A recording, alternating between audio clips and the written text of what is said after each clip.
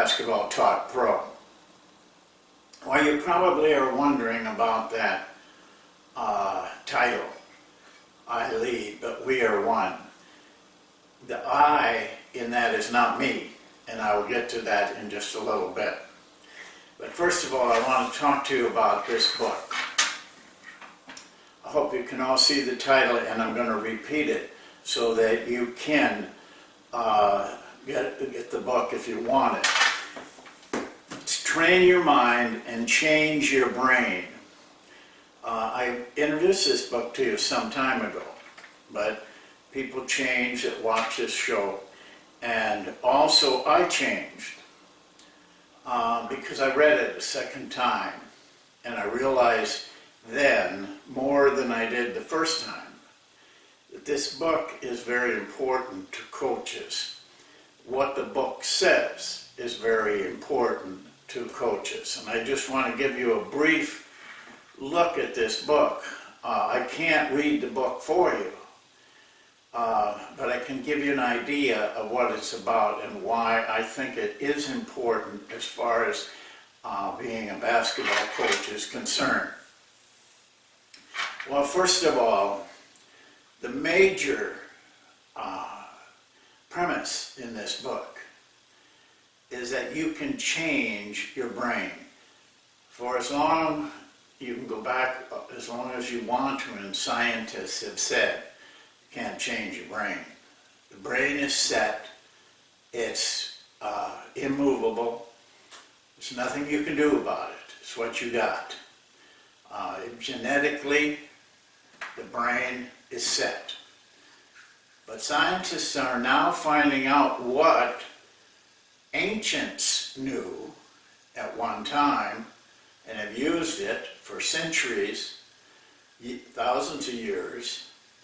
Yes, you can change the brain. Now, science, with all their technology, is finding out that dramatic things can be done to your brain. But you have to understand this little bit, that there are certain parts, what they've been able to find with all the machinery they have, is that there are certain parts of the brain that handle certain things. For example, emotions is handled by one part of the brain in conjunction with the second part. But the major part comes from one area. But they take this a little bit farther, and I'll try to give you a better explanation of it that comes right from the book. They studied violinists, because violinists have a unique type of instrument that they perform on. Basically, most of it is done with one hand, the hand that is on the strings. The other hand is just moving a bow over those strings. Well, what they found in studying the brain, physically studying it, is that the part of the brain that controls the fingers of the left hand or right hand, if they were using that one, that part of the brain enlarged with the seriousness of practice for a violinist. Interestingly enough, they use musicians quite a bit, because musicians must have tremendous, intense focus in order to perform these fast songs with minute changes going on all the time in your brain. Well, what they found is the part of the brain that controls the left hand, fingers, had enlarged significantly, whereas the part of the brain that was the right hand, the other hand or arm, had gotten smaller. Basically what happened is the part of the brain that was using the fingers needed more cells in their part, and so they literally took from the part of the brain that wasn't in use as much or didn't need to be and added it to this part. They do this all the time, the brain does. Remarkable what we have. But you see, now you have technology. They put things on their head, they give them MRIs. I mean, it's very sophisticated, complicated things that they do. So they are now proving what the ancients have known for some time. This book is a collaboration between science and Buddhism. They are using the Tibetan Buddhists, whose leader, the main person, is the Dalai Lama. And he happened to have a very serious interest in the science of the brain as it applies to what they do, which is incredible meditation. Well, the scientists realized that this is a type of mind training that they may be able to utilize in many other areas, especially emotions, because they had done some work with people who get depressed and have a lot of negative thoughts and stuff, that they found that they could increase the area of the brain that was more positive and overcome depression, which is, quite a wonderful thing, because there's the amount of people that are depressed is humongous. So they wanted to see if strict and focused mental training, similar to what a musician goes through, could change emotions. So they went to the Dalai Lama, and he agreed to help them. First of all, they had to find the monks that were, the real deep meditators. And actually, these men lived in India in very small stone huts and spent their whole days meditating. Not only their days, but their months, years. Some of them had been living in these little hutches for 15, 20 years, meditating on one thing: compassion for other people. Because as a group, we don't have much compassion for other people. But the monks do. They wanted to, their goal was to take away all suffering from human beings. Well, they came to an agreement. The monks didn't want to go. They wanted to stay and meditate. But finally, after years this took, they got a group of them to come to the United States, to actually the University of Wisconsin at Madison, were the leading man in this area. Is a professor at. And what they found in the monks' brains, physically saw in the brains, what just knocked them out. It just completely awed them, because they, the part of the mind that had controlled the emotion of compassion was incredibly large. Not only that, what they found is that these monks could turn it on and off almost immediately. They would give them commands, go into meditation, and they would immediately be able to change and go into deep meditation. Now, this type of meditation cuts out all your thoughts, and they could focus that deeply their mind. Now they had actually could do it with their technology. They could see what the brain was doing. This opened up new hope for everybody, for any number of mental problems. But it opens up hope for us as coaches too. We have to start to begin to realize that you're just not training a body out there. You're not going to get any place with that. You have to train the mind, because the mind is what's controlling the body. There will be, in the next 10 to 15 years, a lot of work done with athletes and the training of their mind.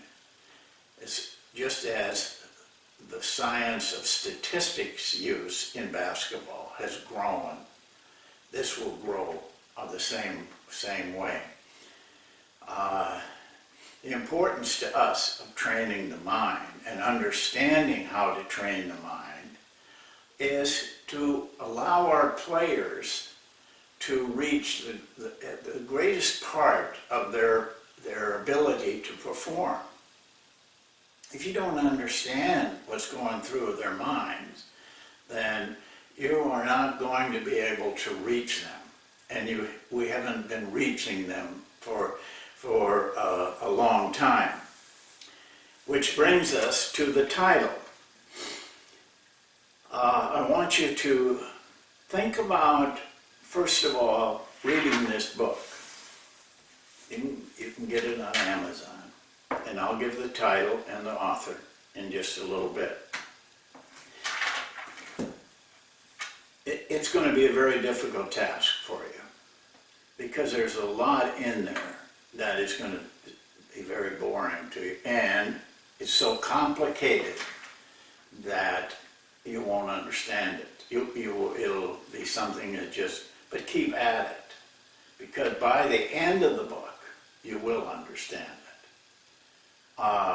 The last 30 pages tells you everything, but don't try to cheat and go to those 30 pages, because you won't then understand, because you haven't any background in it. What I would like to ask you to do, to just experiment with yourself, because if you have to be able to do things to yourself in this training, if you're going to do it to your players. So the I lead, but we are one, is I is you, the team is they, and the we. For some time I have felt that there was a dichotomy between the coach and the players, and I'm convinced that there truly is. Coaches tend to look at, here I am, and here they are. I must do this to them. Instead of looking at it like we are one. Yes, I do the leading. I tell them, I show them the plays. I set up the defenses. That's my role. But we're doing it all in one group. The closer you can come from I over here to them over there and bring that gap together, the better success you're going to have as a team, and developing individuals as more than just a basketball player. A little bit ago, I gave you a video on what Coach Harrer did in one session that I just happened to witness. And I called it, it was working with her ball of string. And what you could see there, what I saw in that locker room, was how she artfully and it was art, wove that team together as one, because she allowed them to do it to themselves, but she included herself without being invasive to the players. So basically, when that period of time was done, we left that locker room, we were all one. I think if we can get to that point. So what I would like you to do is this. Write that statement, I lead, but we are one, on a card like this, and I'm going to repeat it at the end of this video. And if you could just do this every morning, and before you went to bed at night, read that simple statement. It's 6 words. I lead, but we are one. And do it every morning, and do it every evening, and at least shoot for 21 days. Because I believe if you do it for 21 days, you don't have to do anything else. I think what you will find is that you begin to think like that. You don't think like it's me and you. You begin to think that this is a team, that we're together, and we're working together, and we go to battle many, many times during the winter together. I think you'll see a difference. But you got to put it in your mind first. Then you transfer it to their mind in some way that you don't even know right now. So what I would really appreciate you doing this for yourself and for your team. And at the end of it, if you can feel anything, and I think you will, let me know. I'd like to know how it affected you and how you see you're doing things differently now. Well, that's it for today. I'm going to, as we end this, you will have a screen come up with the statement and the book and the author, so you can take it from there. I can only take you so far. I can't do it for you. You have to do this for yourself. So that's it for today. Thanks for watching, and we'll see you next time.